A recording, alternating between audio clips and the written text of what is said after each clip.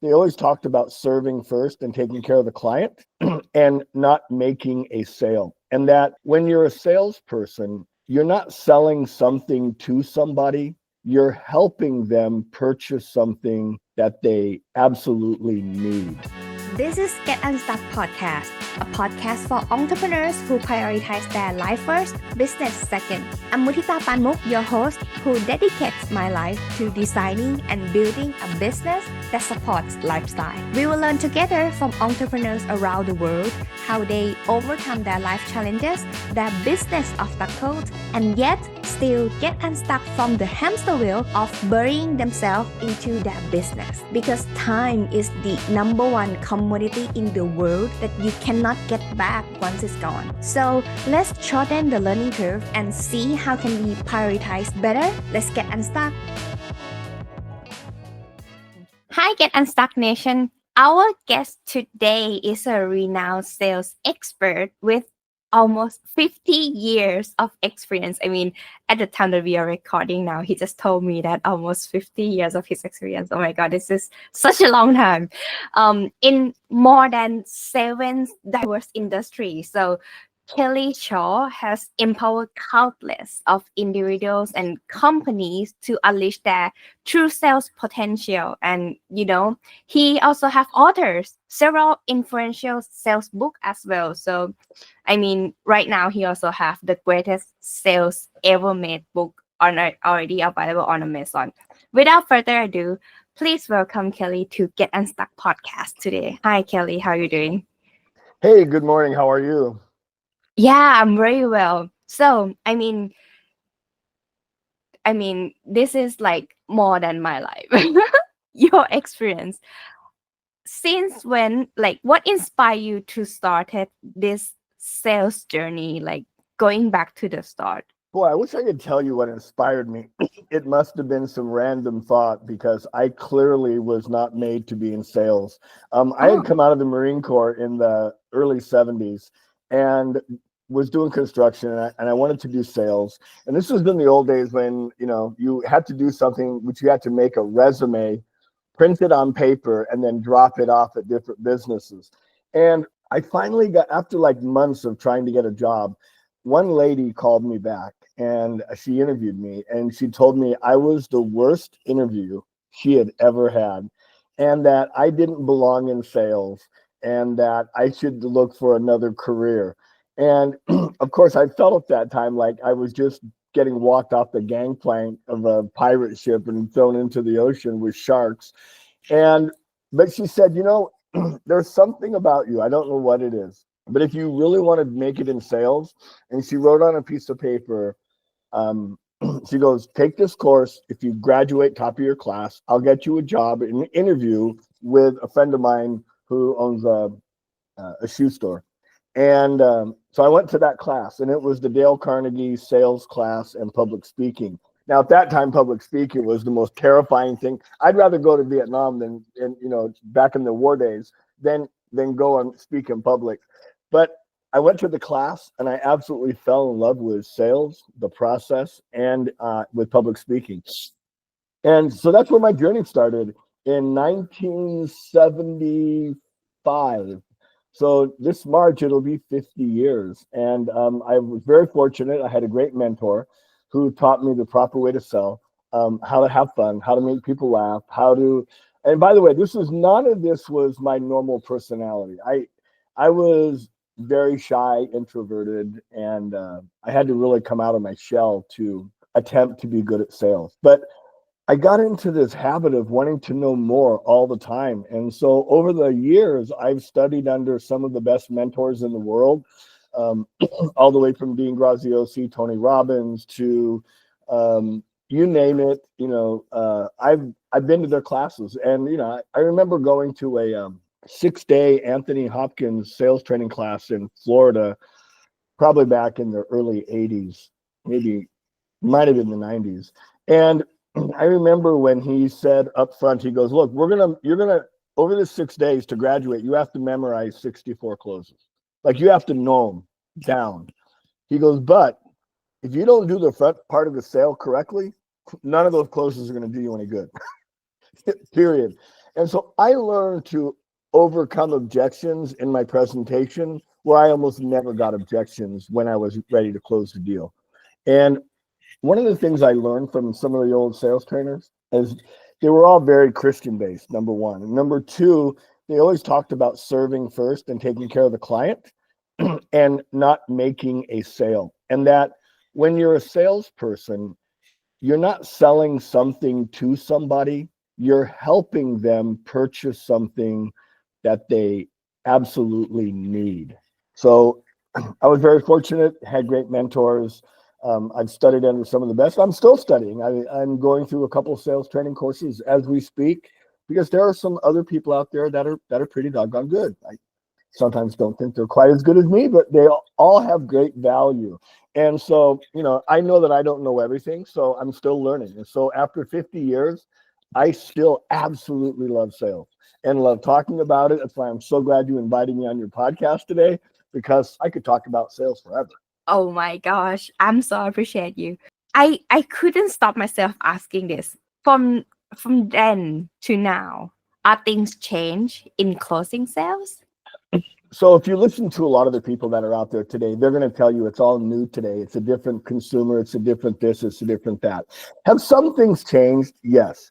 Number one, consumers can have access to so much information, on their phone.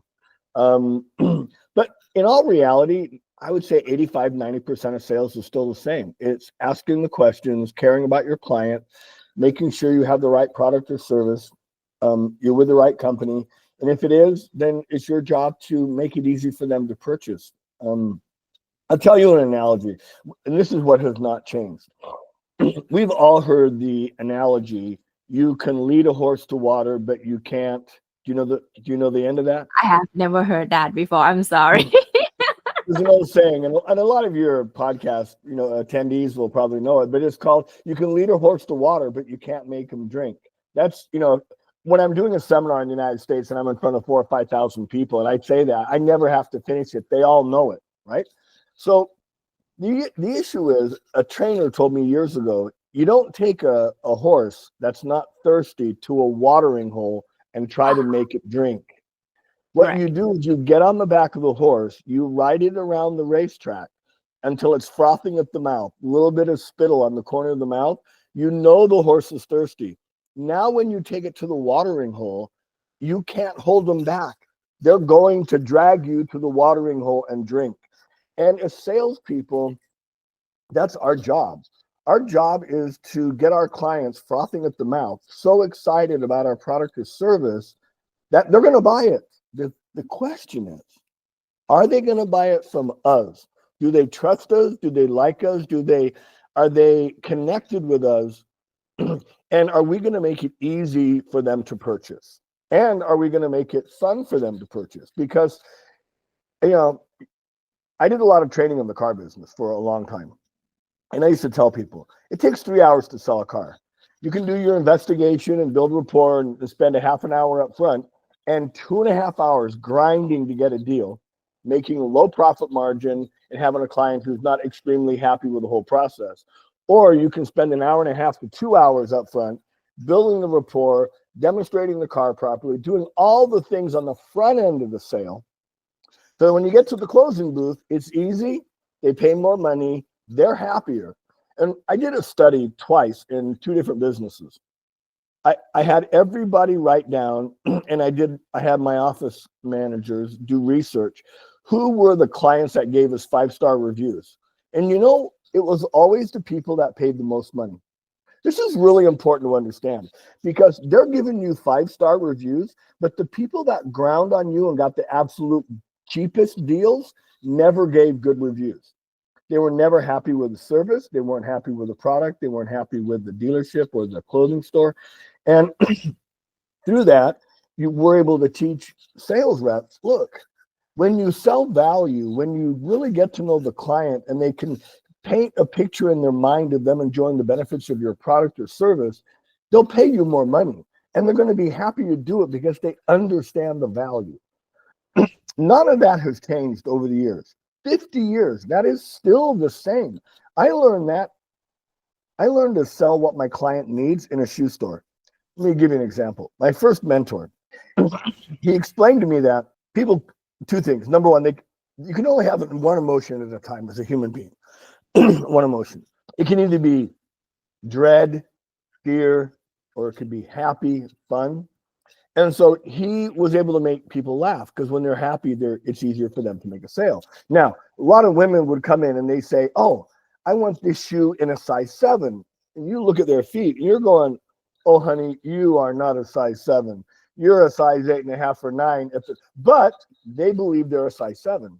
So I learned to go get a shoe that actually fits them and say, "Hey, this shoe says it's an 8.5. It runs really small. It'll fit you perfect." And I sold them what they needed, which then they went, "Oh my, this is amazing. It's so comfortable. It's so this, it's so that." And I said, "Well, if you like that one, I've got a couple more that I think you'll really appreciate." And I would sell 2 or 3 pair of shoes because that's what they need. It is not what they wanted. That again has never changed in sales. So Wow. Oh, that's the last one is so wow. Wow, that's so interesting. You mentioned you cover many. I'm just keep thinking along with you what you say. Like trust and easy to purchase. That is the very first part that you mentioned about things that not change. right.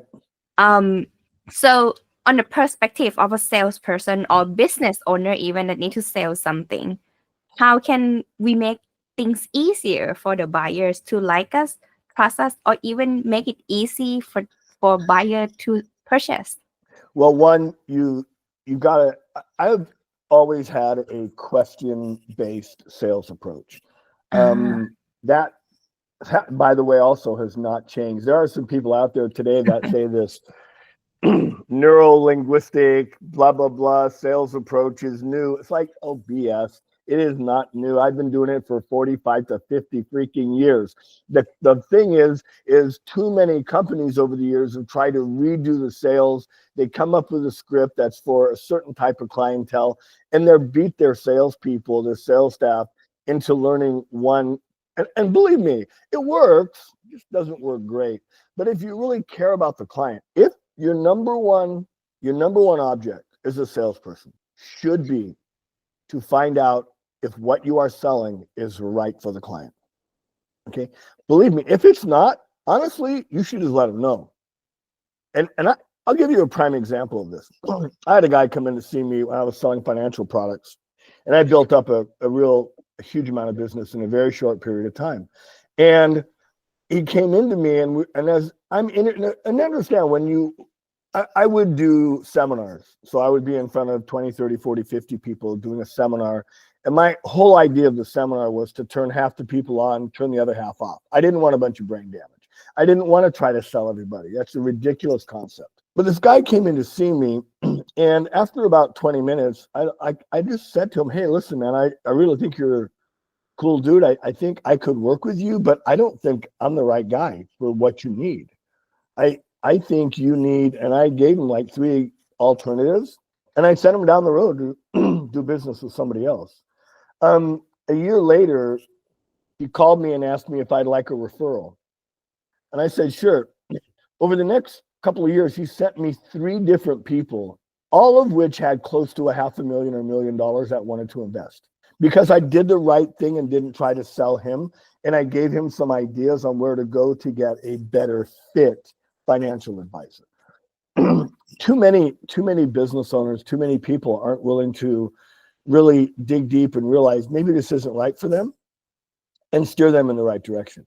Now, if you do that, you will feel better about yourself. Your company will feel better. And the ones you do work with, it'll be easier for you to close them.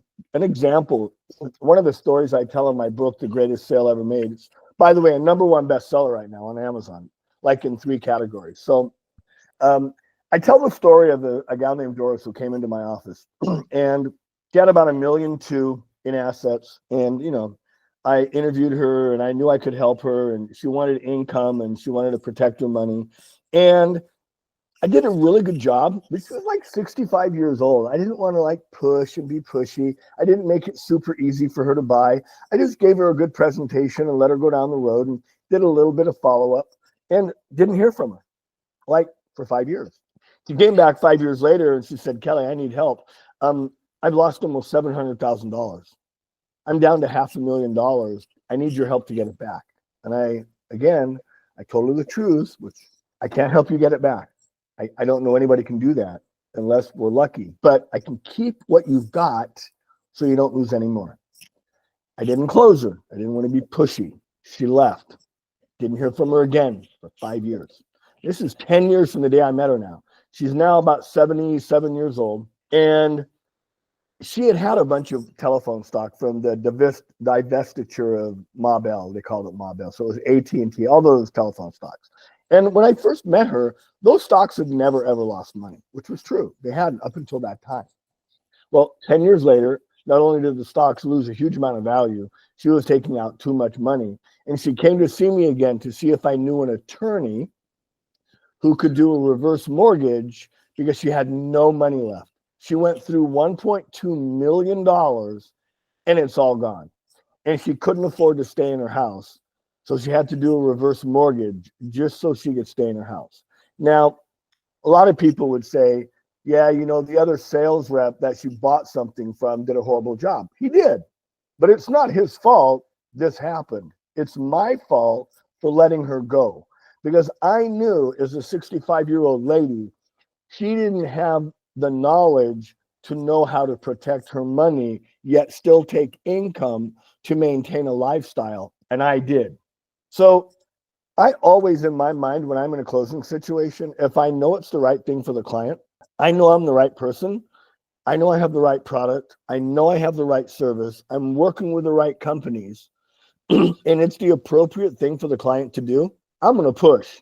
And I'm going to push hard. Not in a hard way, but I'm going to ask questions that person understand. If they don't do the right thing, what are the consequences down the road? And if they do the right thing, what could that look like? I was talking to my wife. She sells health and wellness coaching for a guy who's pretty well known. And I was talking to her the other day and I was like, you got to sell the negative. Like, if they don't, how is this going to affect their family? How is this going to affect their kids? If they come down with a heart attack or they have this or they can't do that and they're missing all these years with their kids. And then you got to get that implemented. And so they really feel it in their body. Like, I go to church sometimes and the pastor's so good, I start getting tears in my eyes from the stories that they tell, right? So he's a great speaker because he can tug at your emotions. As a salesperson, we've got to be able to affect their emotions. So I love to start off with letting them understand the negatives of what could happen if they don't make a change, if they don't do the right thing. Then I talk about the positives. Like, okay, so now what if you do the right things? You drop that 50 pounds. You can now walk up those hills. You can go hiking with your kids. You can go skiing again. You can go water skiing. You can go to the zoo. You can have fun. You can spend time with your family. And you're going to be here a long time. So you can watch them grow and help them with their journey in their life. So it depends on what you're selling. There's always a way to paint the picture. That could be a negative outcome, but I always sell the positive. Okay, forget about the negative. Let's talk about now if you do the right thing, if you buy the right product, if you have the right service, if you get the right roof on your home. What's that going to mean for you down the road? You're not going to have those leaks. You're not going to have that mold. You're not going to have those issues. You're not going to have that drafty house, whatever it is. But you've got to be able to, via questions and tonality and using your facial expressions, to be able to control that. One of the stories I tell in my book, I'll put another plug in again, the greatest sale ever made on Amazon. Your clients can download it. But I tell a story of in the 60s, there was a New Yorker magazine did an interview with a really famous actor at that time called Zero Mostel. Now, Zero Mostel was the main actor in a play called Fiddler on the Roof. Now, Fiddler on the Roof is a classic play, very famous, still around today. And at that time, they interviewed him and said, hey, how come your play is the longest running, most successful play at that time in Broadway history, right? This is before Cats and Rent and all that fun stuff came out. And he goes, well, we treat every performance as an opening night performance. See, if you've ever been involved with a big time Broadway play, he goes, we know that that first night is going to set the stage for everything to come. We know that every major critic is going to be in the audience. So we got to give it our best shot. And if you give it your best shot, it's probably going to make the play run longer and make it more successful. He goes, but we realized after the first performance, hey, we can't give a lesser performance now. We have to give the same or better. He goes, you know, we've been doing this now for X number of years, and people are coming back for the second, third, fourth time. Other people have been waiting for a year and a half to come see the play. We cannot afford to give them a lower experience. So we give every performance an opening night performance. And as salespeople, as business owners, how many times do we give a good performance like I did to that gal Doris, but we don't give a great performance? We don't get them emotionally involved. We don't get them excited. We don't get them frothing at the mouth. Then, you know, we still may make sales and make a great income and have a nice thriving business. But could it be better? And should it be better? And the answer is always. Sink in. Let that sink in. Let that sink in. Everyone. I'm just thinking a lot. Wow. I wanna ask you about, okay. I talk about this to my audience many times. The past year, 2024, was the year that my company at least dedicated to find we would onboard a better type of clients. So you mentioned that you're going to point out right away that you're a good fit for the clients or not, like on the very first place. Have you ever like closed the sales already, but then figure out that they are not a good fit later on? Oh, hell yes. Let me give you an example of that. In financial services, you sometimes meet a client and they have a lot of money, and of course you get paid on how much money you manage, and you know, maybe the products you sell them into, they, you know, you either have fees or commissions or maybe a combo of both.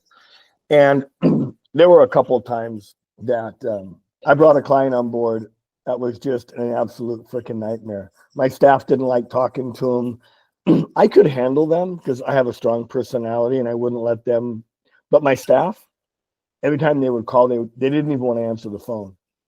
And I was in a coaching program called Strategic Coach with a guy named Dan Sullivan, who's very, very well known in the high-end business coaching world. And I learned a long time ago, I went to one of my remote meetings every quarter, and I came back and I told my staff, I go, I want you guys to write down your 10 favorite clients, okay? And I didn't give them any parameters whatsoever. And later on that afternoon, I got my staff together and we compiled their list of 10 clients. And we found out that all of us had 7 clients in common, 7. So then we went around the room and said, what do you like about that client? Why are they your favorite client? And what we did over the next 3 years is we marketed to that client. So today you would call that an avatar, right? Your perfect client. Most salespeople don't really understand or most business owners have a horrible idea of who their avatar is, their perfect client. And they try to mass market. I see this all the time in different conferences I go to where people are trying to get their business off the ground. And they go, well, who's your ideal client? Oh, well, everybody can use my service. Well, if you market to everybody, you're not going to get anybody. You got to niche down. And so I think after we did that for the next 3 years, we gathered almost $75 million of assets under management. Now, in the financial world, this is 20 years ago. That was some big money. I mean, big money. And people, like, I would get invited to speak at conferences. How'd you do it? We understood who we liked to work with and who we didn't like to work with. That's how we marketed. That's what we came in. And if somebody didn't meet that criteria, we just said, hey, we're not a good fit. See you later. Because nobody, I don't care what kind of client they are, is worth the brain damage that if they're not the right fit, it's just a horrible experience. And when you're running a business, I'll give you another example, and then we could, I know we only have like a couple of hours. No, when I would go into, I would get hired to go in and turn like car dealerships around, boat dealer, all kinds of retail operations. And in almost all cases, the owners thought the best salesperson was the one who'd sold the most stuff. And I said, I'll make you a bet. I'll guarantee you your best salesperson, more often than not, is your least effective salesperson and is costing you way more money. So I did what's called a dealer 20 group for Toyota. Is it Toyota? I think it was Toyota, way back when. And there's a guy named John Elway, famous American football player, owned a bunch of car dealerships. And so we're having a meeting the first day, and I told all the they had homework to bring to this meeting. And none of them did their damn homework. Of course not. They're business owners. They don't do homework. It's like I don't do homework most of the time. And I said, give me a list of your top 2 salespeople and I told them to get all these statistics. I gave them a break, told them to go call their office managers and their finance manager and blah, blah, blah, blah, blah. And then give me a list of who they think are their least effective and whatever. So this one guy comes back and we're going over his numbers. And he goes, I shared with him that his top salesperson takes 3 times more clients. He does sell more cars than everybody else, but the gross profit margin per sale was like almost nothing. The finance department almost never made a sale on the back end. The used car manager was always having to overpay for cars that were trade-ins. And the office manager always had issues, and nobody in the company liked this guy, period. Yet the guy he was going to fire took about 1/4 the amount of ups, or we call them ups in the car business, clients, sold a majority of them for all the money. And the finance manager loved him because he could then sell the products on the back end and all the stuff that helps make the dealership profitable. And the used car manager never had a problem with his trade-ins. Now, I shared with this guy, if he fired the top guy and spread those clients out between his 3 worst salespeople, they would make almost $50,000 a month more. He got on the phone and fired that guy that day. And over the next quarter, they had the best quarter they ever had because they actually paid attention to the KPIs. You see, somebody just because they sell a lot doesn't mean they're good salespeople. It just means, excuse my French, in the car business, they were called floor whores. In a lot of other retail operations, it's people that just jump on deals. They're looking for the easy slam dunk, and they just grind to make a sale. That doesn't make a lifelong customer. Look, I've been in financial services 30 years now, and I have clients literally I've had for 30 years. They won't go away. They won't leave me alone. I've tried to retire for 10 years. I'm like going to be 72 pretty soon. I wanted to just, and I travel the world. I travel 6 months of the year. We go all over. We have a house in Spain, and today we're in Palm Springs having fun. But they won't let me go. Like how many business owners can say they have clients that they just can't get rid of? They love them, but they can't get rid of them. See, most business owners are trying to retain clients, and they're struggling. It's like the clients are going somewhere else. When clients are happy and they're you're taking care of them, believe it or not, they actually want to take care of you. I remember so many clients would ask me, now, Kelly, I know you're moving all my money around. Are you making enough money on this? And I'm like, yeah, I'm doing okay. You don't have to worry about me. Are you sure? Because I can pay you. I'm going, no, the insurance companies pay me quite handsomely. It's okay. In fact, I think that might be against the law, but let's just say, hey, if you want to buy me a gift certificate to Starbucks, I'll take it. But no, you don't have to pay me. Oh my gosh. That's crazy. Wow. But that's the good thing, isn't it? Yeah, it's a really good thing. I didn't really work last year, and I still made a lot of money. To be quite frank, 6 figures from doing 20, 30 hours of work for the whole year. Literally 20 to 30 hours of work. This isn't like signing people up for coaching. This is just dealing with my clients that I've had for a long, long period of time. doing reviews and saying, well, hey, let's move some of this money around and see if we can get you a better return and get you a bigger bonus and do whatever. And it's like, okay, hey, Kelly, it's time. I got a reallocation notice or my annuity's almost over. You want to come up and look at it and see if there's someplace better to put it? Sure. I'll come. I'll drive up. I'll spend an hour. We'll, to make $12, $14, $18,000. Sure, absolutely. That would be a dream for like this day. Like, it's a trend of like business owner this day that they want to do like a one person business or like lifestyle business, right? That they want to build towards that like they could make it like what you have one day. Yeah, I mean, look, many years ago, I decided to actually design my life and attempt. It's not always easy, I got to tell you, but especially me, I'm like herding cats. Well, my wife and I are like herding two herds of cats. We're just a hot mess half the time, but we do most of the stuff right. We fortunately have two VAs in the Philippines that, help wrangle us and keep us heading in the right direction. But, a lot of people just let life kind of control them. And I learned years ago that if you're a salesperson and you got to be a master of your craft. I learned that from Tony Robbins.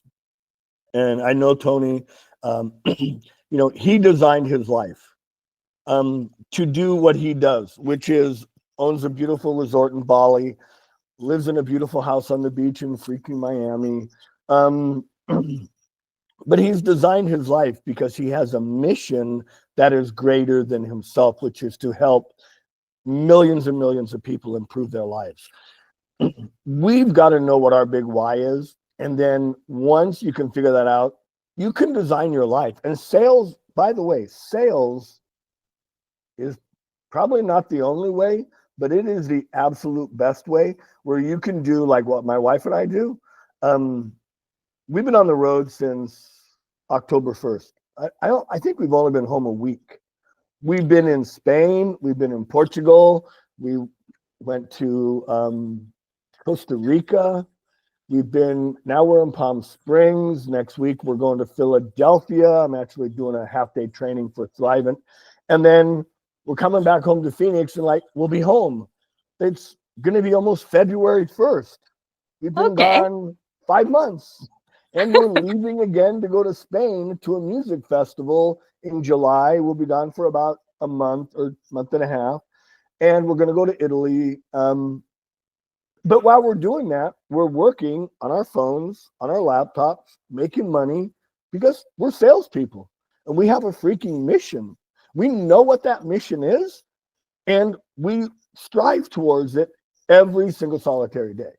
So if you're new to sales out there, learn to become a master, get incredibly good, know how to read body language, how to use your tonality, how to use your facial expressions, how to use pacing, how to use your hands. Look, sales is here. I'll give you a secret that everybody. It's not really a secret, but we'll call it a secret. What the hell? Every salesperson I talk to, every freaking one of them, always tells me, "I hate scripts. Scripts aren't me." Well, scripts aren't you. So I asked. I said, "Well, let me ask you, what language were you born speaking?" I speak English mostly. You speak English mostly, but what language were you born speaking?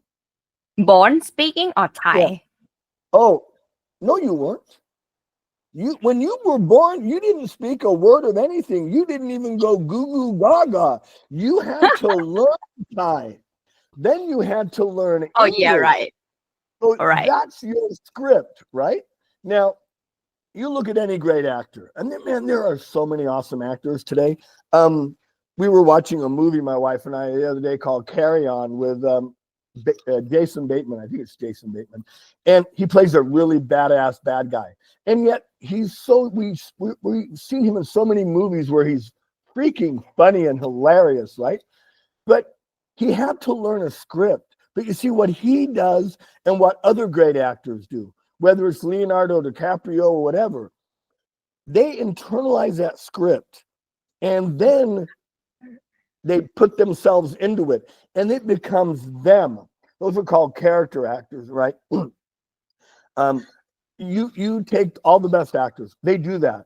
And they can play somebody who's not remotely close to them, but they have to dig deep, but they have to internalize that. And I learned many, many, many, many years ago that I need to not quote memorize the script, but I need to internalize it. I used to train salespeople. You should be able to wake your spouse or your partner up in the middle of the night, or they should be able to wake you up and ask you a question, and you should be able to answer it like that or answer an objection like that. I believe in mirroring and matching. So when I first got into financial services, I went on the road with my boss for about 2 weeks. And I came home, and I believe in recording myself. And I was recording on a, believe it or not, a thing called a tape recorder. And my wife walked by the room and goes, "Babe, when did you, I didn't know you stuttered." I go, "I don't stutter." She goes, "Oh, well, you just did." I go, "I did not stutter." And I did not stutter. She goes, "Yes, you do." I go, "I do." We got into a mini argument about whether I stuttered or not. She goes, "Listen to the tape."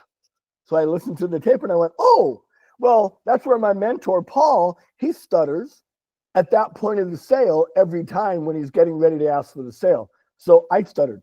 See, I internalized his script with my personality so much, I stuttered at the exact same time he did. Now, success leaves crumbs. So does freaking failure. The problem is most of us are picking up the crumbs of failure and not success. You want to get good at something? Find out who you resonate with and do what they do, period. I have met so many people, literally, that are billionaires. Dean Graziosi, Tony Robbins, Grant Cardone. They all had mentors, and they all did. Tony Robbins' mentor was Jim Rohn. He did exactly what Jim Rohn told him to do. Tony Grazioso's mentor, Tony Robbins. He does what Tony tells him to do. He does what Tony did. That's why he's a multimillionaire. Grant Cardone had a mentor, and that mentor was a guy named Jackie B. Cooper. I used to work for Jackie, and he did what Jackie did. That's why he became awesome in the car business. Find a freaking mentor, do what they do, and don't try to reinvent the freaking wheel. That's how you get successful. So, in case someone want to work with you, where can they find you then? In Spain. No, they can reach out to me at my email at kelly@kingdomsalesacademy.com. That's probably the best way to reach out to me. The other way is to download my book, which is The Greatest Sale Ever Made on Amazon. And I think you have a link to that. If they download that book, they also get a free copy of my new book that'll be coming out in a few months, The Greatest Sale Ever Made 2.0, where I'm going to cover a lot more techniques and things on building teams for managers and that kind of stuff. But yeah, that's the best way to get a hold of me is through my email. I monitor that regularly, but we travel a lot, and the good news is we're always able to adjust. We love Spain because we have all day to have fun and play and do our thing. And we work at night. And then in Spain, you don't go to dinner till 10 o'clock. So yeah, I know. I'm about to ask. Yeah, we go to dinner at 10. We work from 4 in the afternoon till 10. And then when we're in the States, we work from 8 in the morning until 4 in the afternoon. Then we go to happy hour every night, get really happy. Oh my gosh, I love how you enjoy your life so much.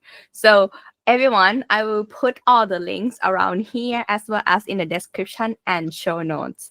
So Kelly, thank you so much for sharing your knowledge and a lot of ideas and also case study actually. And yeah, I mean, let it sink in, everyone. And if you didn't catch anything, just watch the replay, like watch it again, because I have a lot of notes over here and I definitely gonna rewatch this episode again. So thank you so much, Kelly, for joining our show today. And yeah, have a great trip.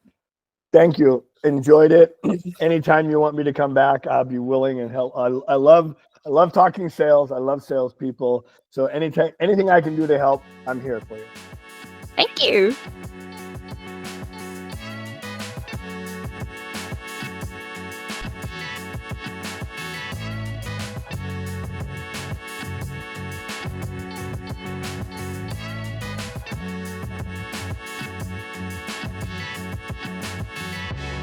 I hope this episode inspires you wherever you are in your entrepreneurial journey so that you can have your business that supports your lifestyle. Get a show note at getunstuckmethod.com/podcast. Review what we have learned together today and start implementing right now. See it by yourself. The results of your consistent action are worth it. You deserve the freedom to enjoy your life. Until the next episode, let's get unstuck.